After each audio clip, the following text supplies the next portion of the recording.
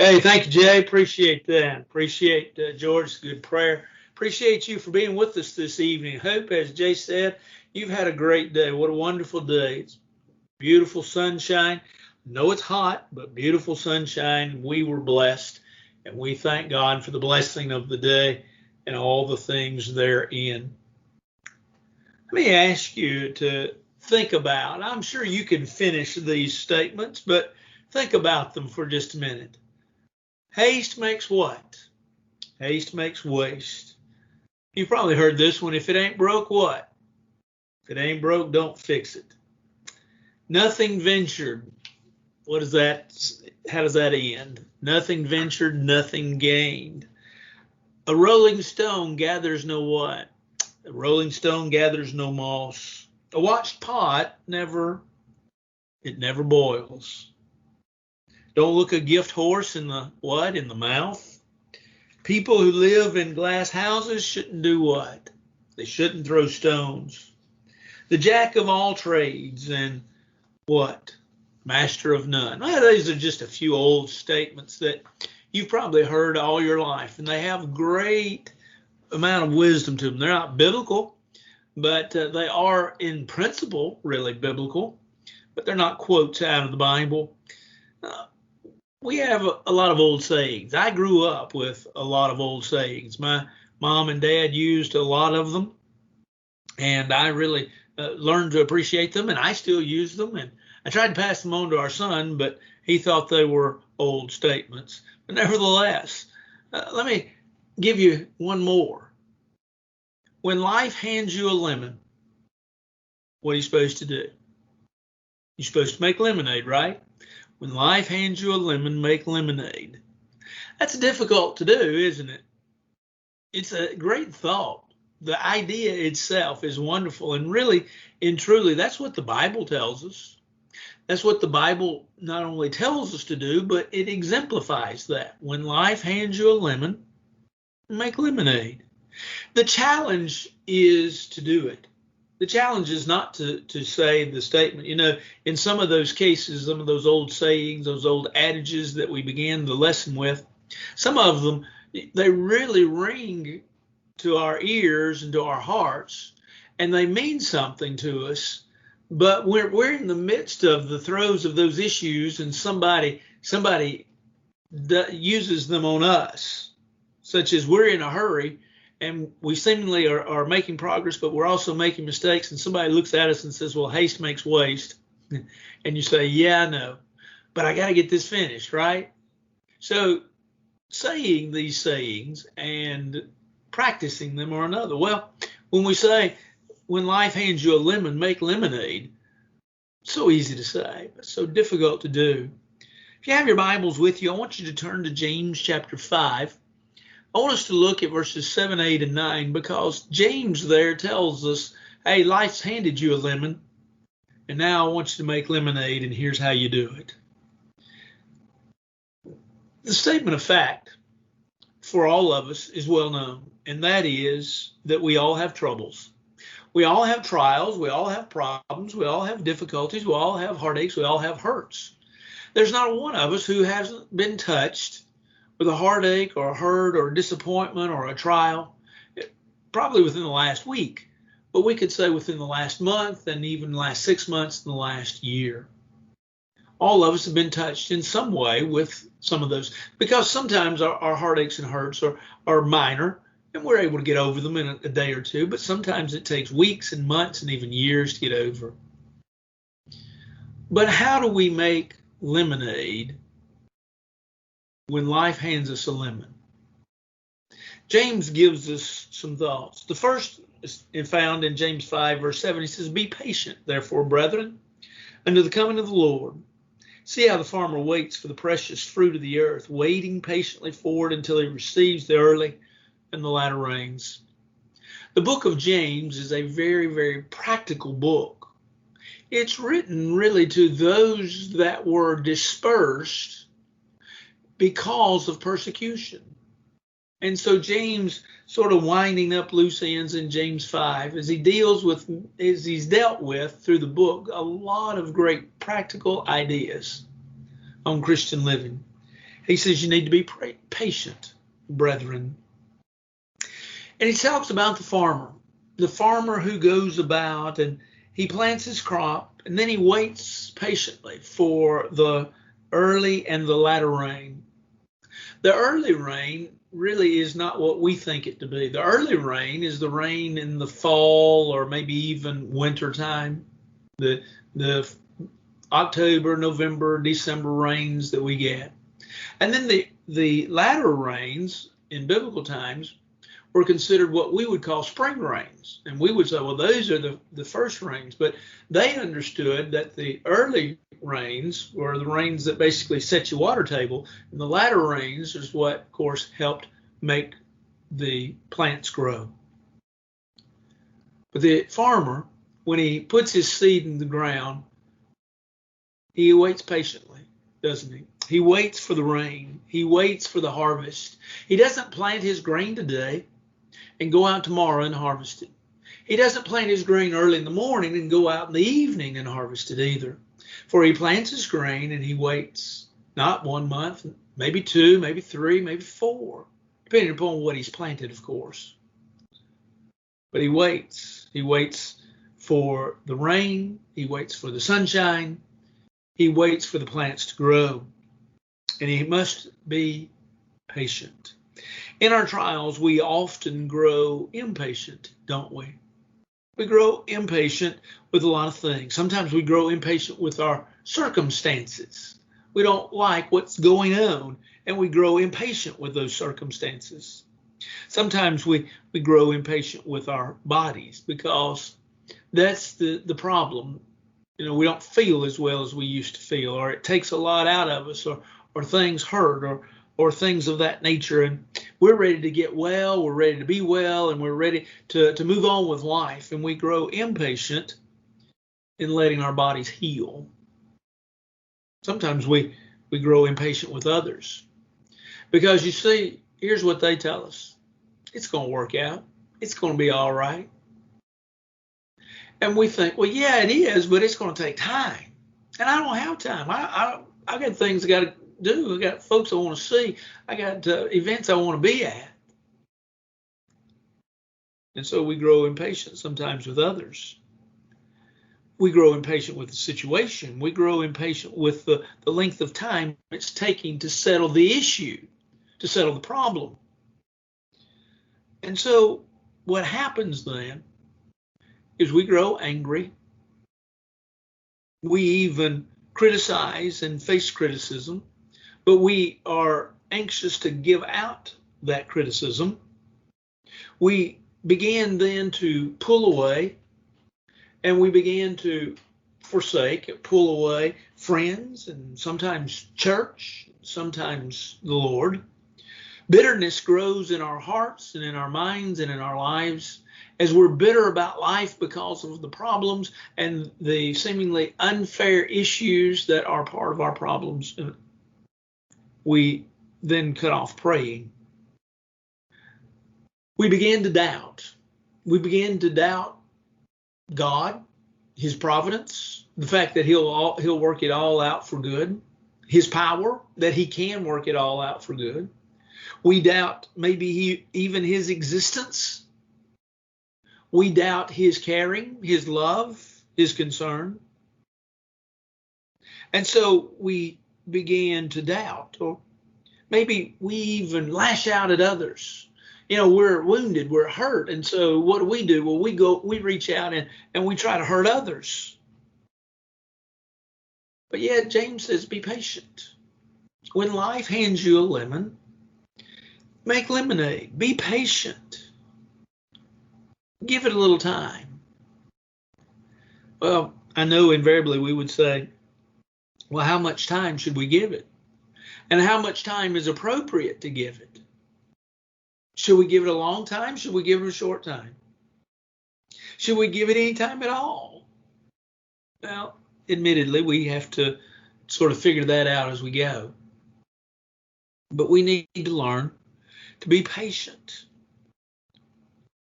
How do we do that? How do we go about being more patient people? How do we go about waiting and waiting upon the Lord. Well, I think, first of all, we have to learn to do just that, to wait, to be still. In Exodus chapter 14, verse 13, Moses told the people, do not be afraid. Stand still and see the salvation of the Lord, which accomplished for you today. For the Egyptians who you see today, you shall see no more again forever. The children of Israel often grumbled and complained. The children of Israel grew impatient. Time and time again, the children of Israel grew impatient. They were impatient while they were in Egyptian bondage. They were impatient when they were out in the wilderness. They were impatient when the Egyptians were chasing them, and they were faced with the Red Sea in front of them and the enemy of the Egyptians behind. They grew impatient with God. They grew impatient when Moses was up on Mount Sinai. They constantly have a history of growing impatient. Why is that? Well, because they're just like all the rest of us. But Moses, as Israel was facing the Red Sea, says, just be still. Just stand still and see what the Lord's going to do. Just wait. Psalm 46 and verse 10, the psalmist says, be still and know, as God says, that I'm God. And I will be exalted among the nations. I will be exalted in the earth. But it's hard to be still, isn't it? It's hard to be patient. It's hard to wait. Now, sometimes we don't have problems letting other people wait, but we don't want to wait.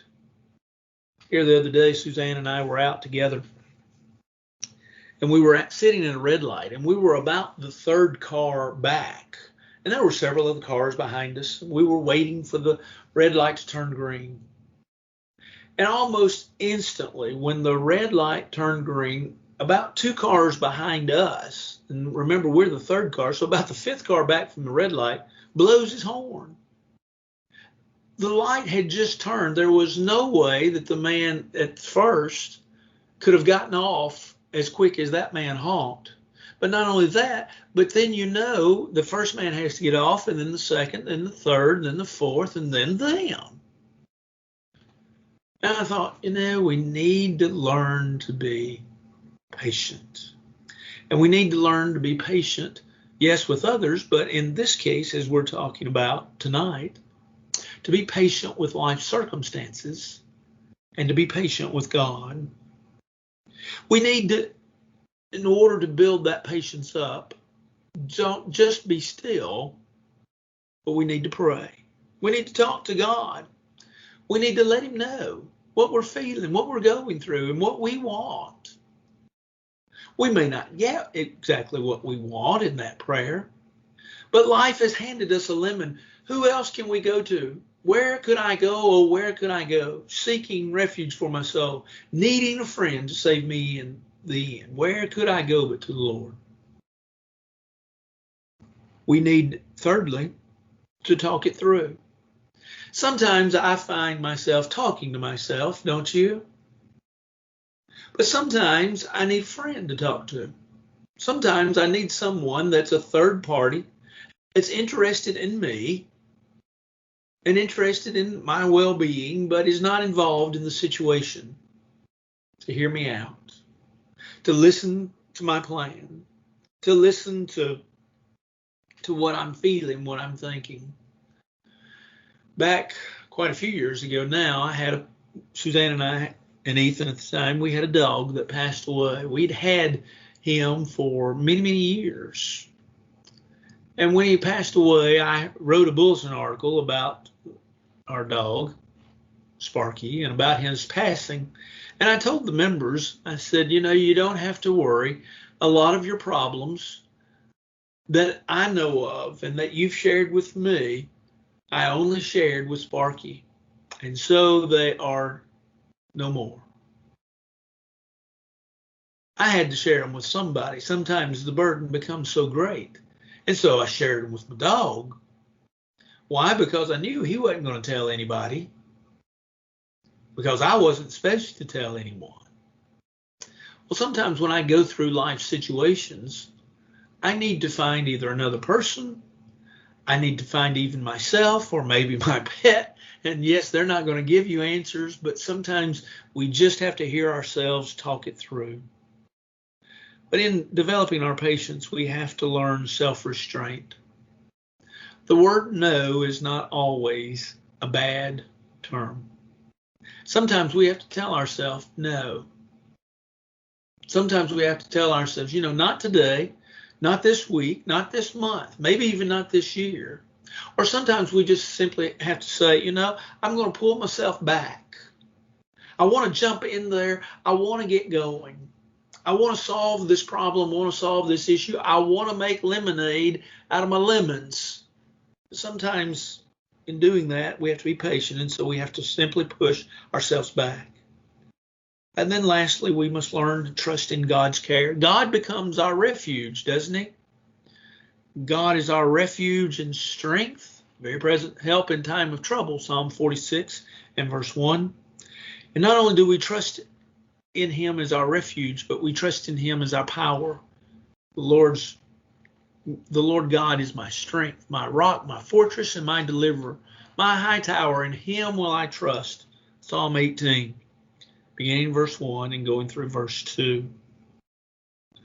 Okay, life has just handed you a lemon. What are you going to do? You're going to make lemonade. How are you going to do it? First of all, you're going to slow down and you're going to be patient. James gives us a second idea found in verse 7, but also in verse 8, where he says, also be patient, establish your heart, for the coming of the Lord is at hand. In other words, he's talking about life's issues, and he says, know that the Lord's judgment's coming. But I want us to think about that tonight, if we're making lemonade out of our lemons, we're not only patient, but we're learning to wait on the blessings that God gives to us. We really need to remember that it's underneath the everlasting arm of God. It's underneath the refuge that God provides for us in the midst of storms, that we find the help that we need, the strength that will supply us, and the comfort that will give us what we need to get through our life's lemons. We need to learn, though, that underneath the problems, underneath the issues, underneath life's tragedies and heartaches and disappointments, there are promises. And those promises are as great and as sunny as the sunshine today. Think about a couple of passages with me. If you're there in James, you might have to turn the page back, but look in James chapter 1. In verses 2 and 3, my brethren, count it all joy when you fall into various trials, knowing this, it's that trying of your faith produces patience. Let patience have its perfect work, that you may be perfect and complete, lacking nothing. What did James say? James says, look, you have trouble? That's all right. That trying of your faith, the difficulties, the lemons of your life, what does he say? He says they produce patience. Let's look at another passage right quick. Hebrews chapter 12, verse 5 and 6. The Hebrew writer reminds us that no chastening or discipline, or we might say no lemons in life, for the present seems to be joyous, but grievous. But then the Hebrew writer says, nevertheless, afterwards it yields the peaceable fruits of righteousness. Now that's a head scratcher in a lot of ways. But that head scratcher is the same thought that James gave us in James chapter 1. James says when you have various trials, know that it's going to produce faith. Patience, rather, excuse me. Now, the Hebrew writer says that our problems underneath them have blessings. I know that that's hard to believe, and I know that that's hard to hold on to, isn't it? I mean, I've gone through problems in my life. I've gone through heartaches and difficulties just like you. And sometimes I've scratched my head and I've thought, God says that he's going to work it all out. And not only is he going to work it all out, but there's going to be a blessing in the end. But then lo and behold, life works its way out. And sure enough, there's a blessing underneath the problems. The old adage, the old preacher adage, is that in the lowlands of the Mississippi River, when it floods in springtime, folks, grow upset because the crops. But what the farmer realizes is that a lot of times those floodings of those lowlands bring in rich dirt to help make the crops grow better and stronger and produce more. And so Isaiah reminds us, those that wait upon the Lord shall renew their strength. They shall mount up with wings like eagles. They shall run and not be weary. They shall walk and not faint. We need to wait on the blessings. Paul was in imprisonment. Paul wanted to go to Rome, and Paul went to Rome. But think about how Paul went to Rome. If you recall, Paul's travels to Rome, he did not go to Rome as a free man to show up in Rome and say, hey, I'm here, let's preach the gospel. He went as a prisoner. He went as a prisoner of the state. But yet he was able to get to Rome, wasn't he?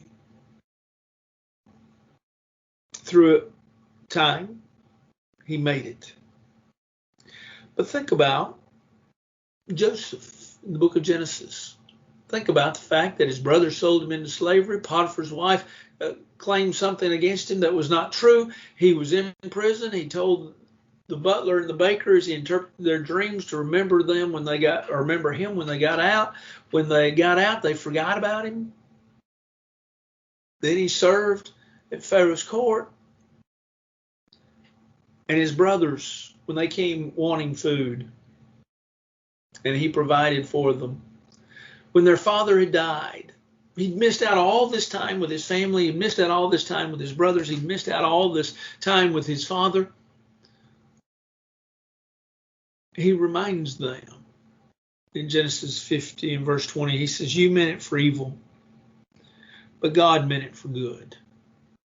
He understood that underneath the waiting, there was a blessing. And sure enough, there was. Because in his patience, the blessing really was that he was able to feed his family. If he had not been able to interpret the dream, if Pharaoh had not saved up all the crops that they had for 7 years, and famine hit the land, his brothers would have had need, and there might not have been one that would have saved them. You see, sometimes we wait, and when we wait, we're blessed. It is good for me, the psalmist said in Psalms 119, verse 71, it's good for me that I've been afflicted, that I may learn your statutes. Wait upon the Lord. Elijah was another one in 1 Kings 17. Jesus at the cross was another one. The book of Judges is filled with children of Israel needing to wait. And yet, as they waited, there were blessings that came out of their problems. We probably could share stories from our lives that as we were going through problems, we wondered what good they were going to produce. Only in the end to realize what they did produce. You know, I was talking to someone recently, and I was reminding them, this was a young person, I was reminding them and telling them something that they probably didn't want to hear. But that is that school may be boring, school may be a drag, school may not be fun, but there are so many things that you're learning that when you get to be my age, those things are valuable and they make my life now easy. They didn't in the days of old. They didn't when I was doing homework and when I wanted to be out playing and when I wanted to be doing my own stuff and I didn't want to listen, I didn't want to do my homework. But I know now that those days which my mother and father pushed me to make the grades that I made, to learn the things that I learned, to get the education that I got, that there was a blessing in all of that. And so when life hands you a lemon, make lemonade. You're patient, you wait on the blessing that's coming. But then thirdly, verse 9 says, don't grumble. Don't grumble. You know, we are people that tend to complain, don't we? We're sort of like the lady that was standing on the banks of the ocean with her grandson. And as they were standing there, a large wave came and took the little boy out to the ocean. And oh, she hollered, she screamed, she prayed, God, send him back. And one wave came and he still wasn't back. God, please, I need him. He's important. I love him. And about the third wave, he washed up shore. And she looked at him and she said, God, you know he had a hat. You know, sometimes we just can't be happy with life. And no matter what turns happen, we're like James, we're grumbling, but James says, don't grumble. When life hands us a lemon, what do? We grumble about it. We complain about it. Why? Because we didn't want a lemon. We wanted a peach. We didn't want something sour. We wanted sweet. We didn't want a heartache or hurt. We wanted a victory in life. Well, I guess it's just human nature to complain. We complain about the weather. We complain about whatever season it is. If it's summertime, we want wintertime. If it's wintertime, we want summertime. When it's wintertime, it's too cold. When it's summertime, it's too hot. No matter what it is, we always seem to complain about life.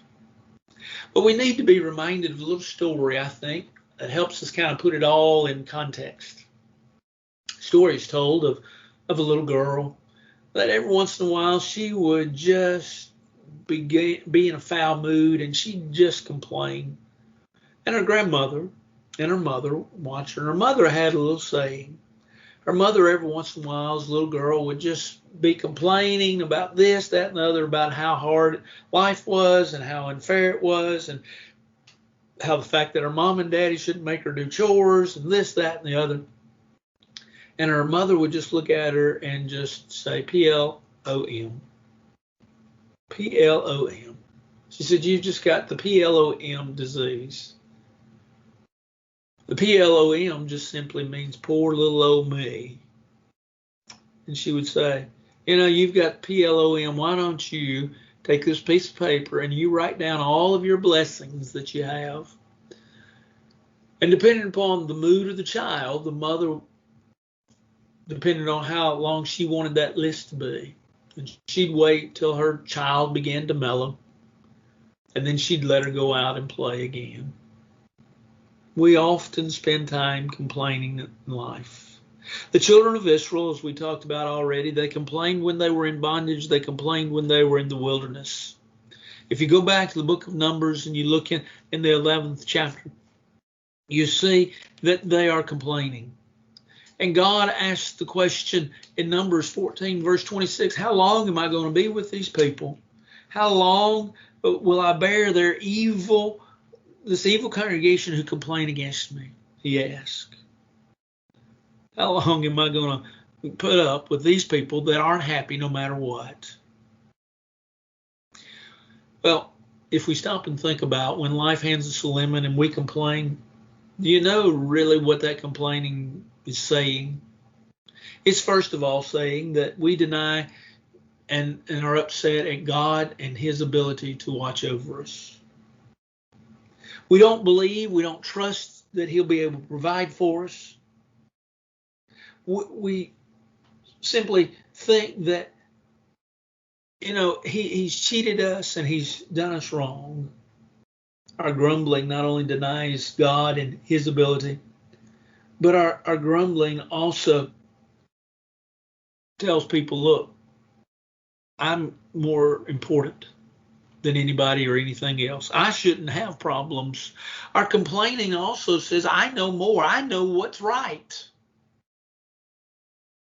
Our complaining says, I'm not happy, and I want to make everyone else miserable since I'm not happy. because I can't be satisfied. Man, one time, that's all he did was complain in his household. But he didn't see himself as he was. He didn't see himself as a complainer. And so one day the family was talking, and he said, I don't complain. He says, he looked at one of the children, he says, I like everything in this family. And the little girl looked at him, she says, you like most anything we do not have. You see, you complain. The complainer looks for the bad. He looks for the wrong. He looks for the least. But don't you like the attitude of Paul? Think about this. 2 Corinthians 12, Paul talks about his thorn in the flesh. And when God tells him, God answers his prayer by saying, my grace is sufficient for you. My strength is made perfect in weakness. Notice Paul's attitude. Paul says, that's all right. I glory in my infirmities, that the cause of Christ might be glorified. I like his attitude. I like the attitude and appreciate the attitude of Jesus on the cross. While hanging on the cross, Jesus offered up 7 sayings. Father, forgive them, for they do not know what they're doing. He tells the thief on the cross, today you shall be with me in paradise. He tells his mother, woman, behold your son. He tells those that are with her, behold your mother. He then offers up, it's kind of interesting, the only one that is offered up in his native language, Eli, Eli, lam sabachthani, which means, my God, why have you forsaken me? He then offers up one that might be considered a complaint, but really more factual. I thirst. And then his 7th saying is, it is finished. When you think about hanging those 6 hours upon the cross on that Friday, one of the things that you come away with is that he didn't grumble. He didn't complain. He didn't test God. He didn't say, God, why have you done this to me? God, this isn't fair. God, this shouldn't have happened to me. I'm your son. He did not complain. We need to learn that. When Job's wife told Job, why don't you just curse God and die? Job makes this statement. You speak as one of the foolish women speaks. Shall we indeed accept good from God, and shall we not accept adversity? We need to remember to turn our complaints around. When life hands you a lemon, turn your complaints around and turn them into thanksgiving. Let us continually offer up the sacrifice of praise to God that is the fruit of our lips, giving thanks to his name. Hebrews 13, verse 15. We need that attitude, an attitude of gratitude, an attitude of thankfulness, an attitude that does not complain. Now, let's say this. When life hands you a lemon, make lemonade. Be patient, wait on the blessings, don't complain. That doesn't mean you can't talk about it. It doesn't mean you can't talk to others about it and get others to assist you. I'm here to help if you feel that I can help you. If you need someone to talk to and someone to listen to you. It's not to say any of that. It's just simply to say, don't grumble and mumble. Don't get upset and think, poor me, life's too hard for me. Have an idea, an attitude of moving forward in life. Learning in the midst of your troubles to be patient, to wait on the blessings, and don't complain. Dear friends, that's not easy to do. It's easy to say. We talk about preaching it, and we say, that's easy to preach it. But yet at the same time, too, may we ever learn to trust in God. May we ever learn that whatever comes out of it will be for our best. May we ever learn that we are continually in a growing process. Problems always make us grow. So endure the process. Hold to God. Put on a great face, smile. Pray to God constantly. Seek help from others. And continue to move forward in your life. Hope that gives you some food for thought. Hope you'll think about those things for a while. So the next time life hands you a lemon, make lemonade. May God bless and keep you is my prayer. Hope you have a fantastic week. God bless.